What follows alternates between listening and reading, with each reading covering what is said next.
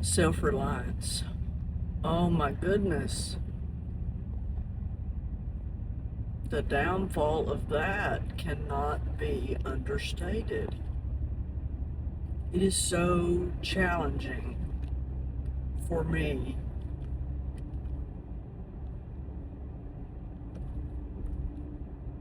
to not be self-reliant. Because I guess it all started in the beginning of my life. My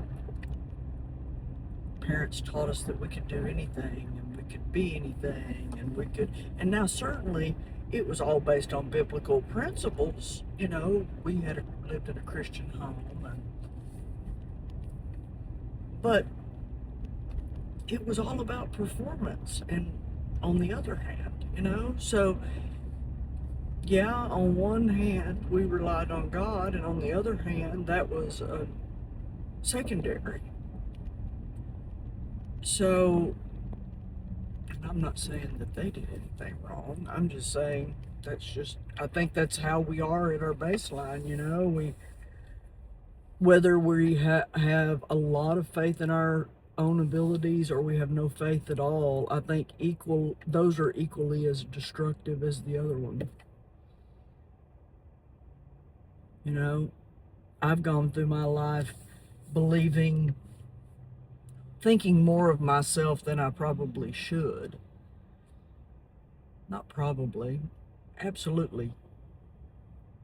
Thinking I was capable of things, and not even considering the fact that had God not given me the ability to do all the things that I do, that none of it would be possible, and it's not that it's that simple, because if it could just be that black and white, but it's in the day to day, in the getting along with the people that you love, and making decisions, and taking care of patients, in relationship building within an organization or out in the world. I mean, it's, if you're going to rely on your own ability to satisfy those relationships, that's not going to work either, because just at our baseline, we are drawn towards me, me, me, me, me. Self-reliance, what's in it for me as well. It's all about us. If we make it all about us, and that is what I've made the mistake of doing and still do. The reason I'm having this conversation right now is because I've been doing it for the last several days. You know, relationships are so challenging, yet they are one of my absolute favorite things. And yet I can get so selfish and so stingy and so, I don't know, sensitive, oversensitive about stuff, and then just make a mountain out of a molehill. And it's, I'm just amazing at that. But then, when it's time, when I finally recognize what I'm doing and I try to solve my problems, I forget the basic stuff, like think about it the way God would think about it and not the way we think about it. Because our problem solving is all going to be based on me, me, me, me, me. Where if we will introduce God to our problems, somehow the solutions become less about me, me, me, and more about what's best for the group, what's best for the relationship. Because in my own flesh, what I want to be is right. And there's really not much benefit, in my opinion, to being right if it's the person that you're in a relationship with, because that means there has to be a winner and a loser. And, if you can make your partner be the loser enough times, you're going to be the one that ultimately loses. So I would say being right is less important than understanding each other and coming out of the conversation wiser and and better equipped to handle the next conflict, so you don't repeat the same behaviors throughout your whole life. And if we start relying on our own ability to do that, then our brain can find 47 reasons why our thought process is right. Where when you introduce God to the problem, it is amazing the clarity that often brings. And I don't mean that he's there to, well, maybe I do mean that, because he'll condemn us over the things that we need to sort out if we'll just ask. Because otherwise our ego takes over, and then it's all about what everybody else needs to do. And rarely is that the truth. Once in a while, obviously, we just need somebody to update their behavior. But I would say, for the most part, anytime there's a challenge in my life, for the most part, I'm the problem. At least half of the problem, because I've either translated it wrong, taking more credit than I should, not taking enough credit, blaming somebody else, blaming the circumstances, blaming the situation or how I feel, or whatever little caveat there is that would justify my terrible behavior.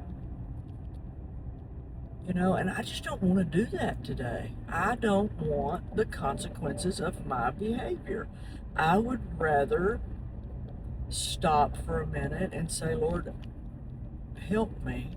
Sometimes I don't even know what to say to God. Like, I don't even know how to present it in a way that I'm able to put into words. So sometimes my prayers are simply, help me.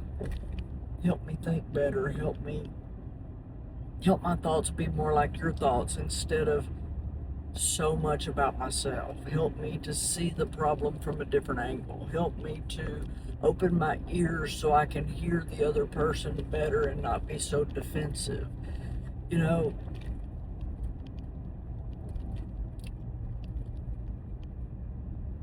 Because in fight or flight situations, I am definitely a fighter.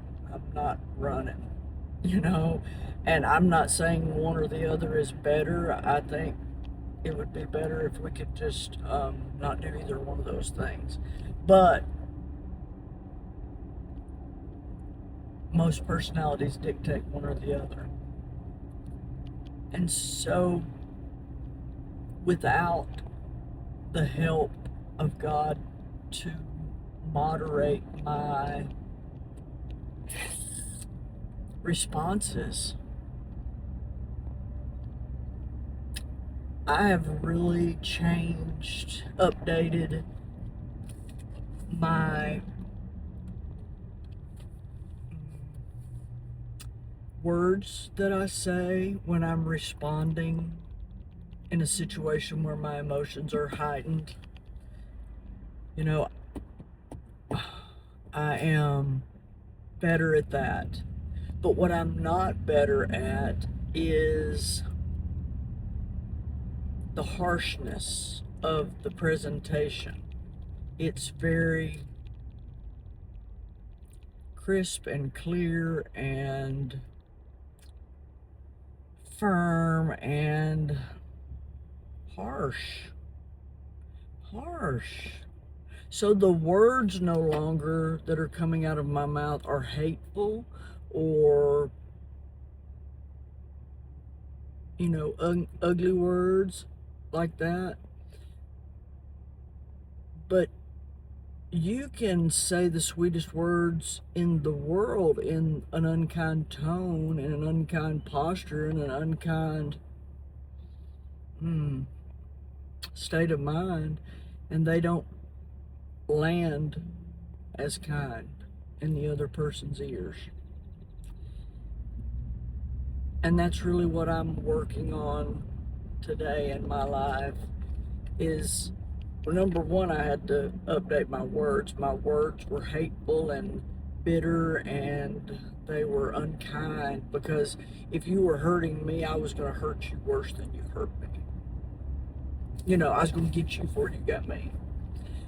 And what a terrible way to go about that, you know. So it has taken me a long time to even get to that point where I didn't, number one, I don't have the desire anymore to do that. I don't have the desire to win like I did in my past. I have the desire to understand and to hear and to listen and to be more kind and patient than that. But that's just purely through the grace of God that I feel that way, because that's me allowing him in and saying, Lord, please help me. So there's no doubt in my mind that I'm going to continue to improve in this area because I've given it to God and said, please, Lord, help me. And when you do that, when I do that, he does. He helps me.